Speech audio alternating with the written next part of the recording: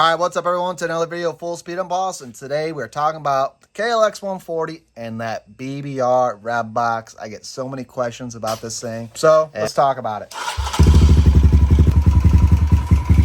So here it is, guys. Here's our Klx140, running good.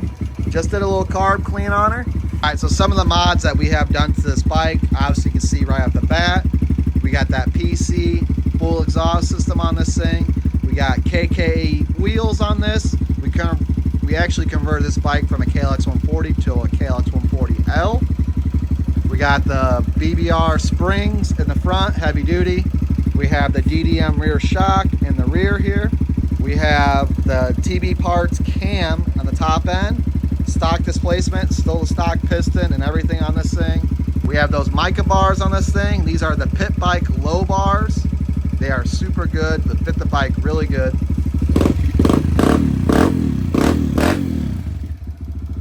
We got the BBR rev box, guys. Bike's a little dirty. Haven't cleaned it, getting it ready for the trip.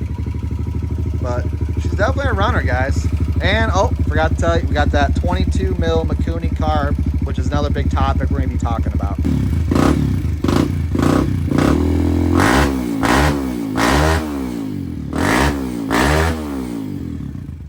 All right, so obviously now you guys know about our mods. Let's just start from the top. We have a TB parts cam on this thing, which we did that because the 140 is notorious for the amount of torque that it has and bottom to mid-range power, but it is definitely not known for its top-end power. So when we put that cam in there, we wanted to move the power up a little bit more from the mid to the high range. So we did lose a tad bit of the low end, but because we also did the 12 tooth sprocket in the front, that also helped us get some of our torque back, as you would say, and the bike runs really good. So the next thing we did too, which also affects how your top end works and your bottom end and all that, is actually, be surprised, but your carburetor. So some people put this big 26 mil on these stock 140s and they get it to run, but I always see them complaining about it doesn't idle right, or the bottom end's not good, and it doesn't seem like it probably works really well until they're probably just wide open. And the reason is that because it's too much carb. You can get anything to run if you jet it right, but does it mean it's going to have the right airflow, if everything's going to be in sync? No. And it's too much carb for that motor. And maybe in some areas, because of elevation and temperature, all that, they probably do maybe get them to work decent.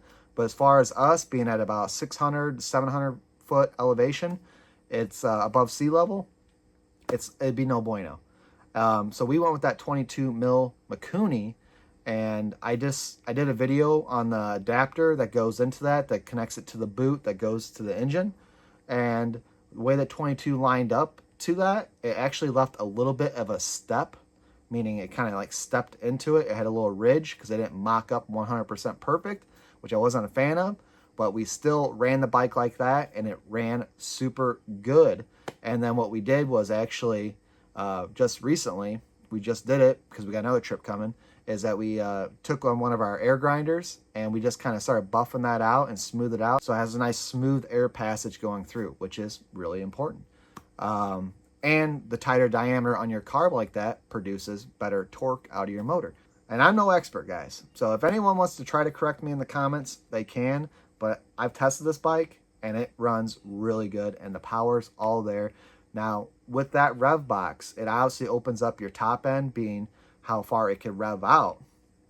And that was one guy was talking about in the comments. It's like, his bike doesn't rev out. Well, our bike didn't feel like it ever wanted to rev out either when it was stock.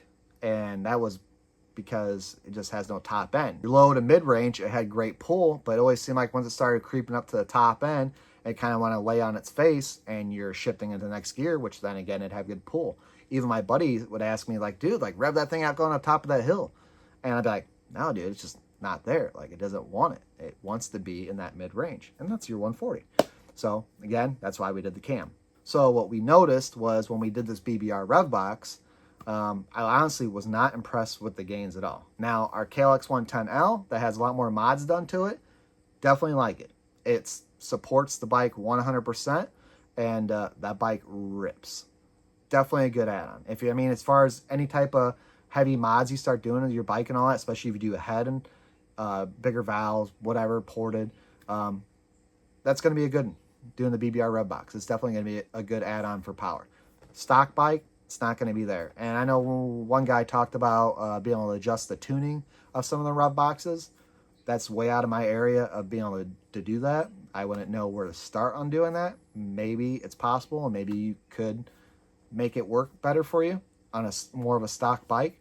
But I think for the price of that, there's plenty more upgrades to do. Like your cam is what, 60, 70 bucks from TB Parts, or if you want to be like 130, 140 for a BBR, I think that's a better upgrade, especially if you're looking for a little bit more top end. And I think with that cam, bumping it more up to the top end, I think it's still set really good with the stock rev box, because again, this thing still wants to lay on its face, but we are definitely revving higher now for sure. And it definitely seems like it wants to rev out better, but because of the extended RPM range now, because of the BBR rev box, it still, once it starts really winding out, it just wants to shift.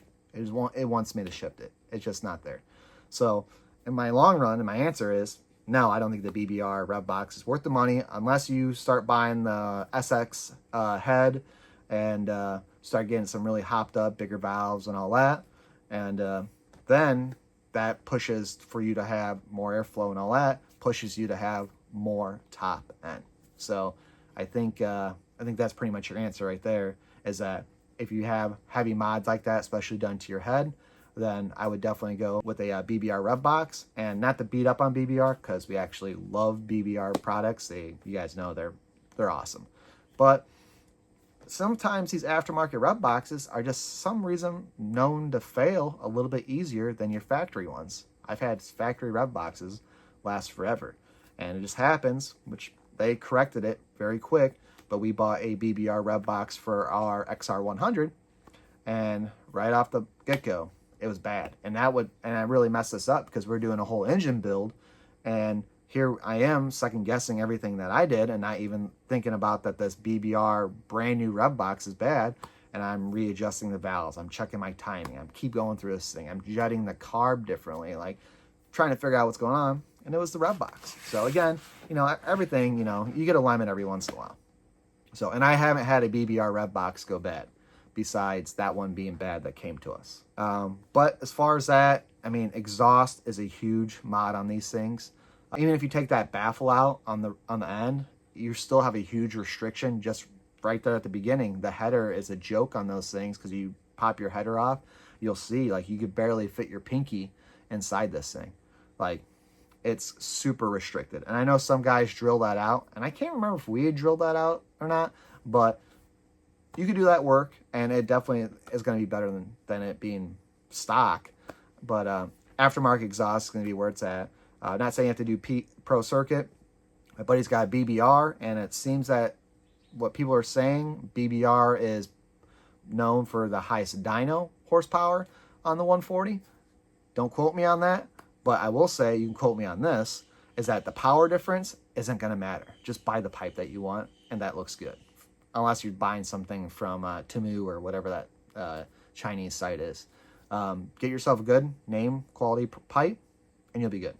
So you're not going to notice the little bit of different horsepower of a half a horsepower between something like this with an 8 horsepower motor. So you're just not going to notice the difference. So PC runs good, sounds great, and definitely recommend the Pro Circuit. We had the big gun, and it was just kind of a little bit more of a hollow sound coming out of the big gun. Still sounded good, and I really did like the way the big gun looked. That's what really sold us on it, and it is an affordable price. But the Pro Circuits aren't far off the price of the big guns. It's not until you get to your Yoshimiris. Those are more expensive.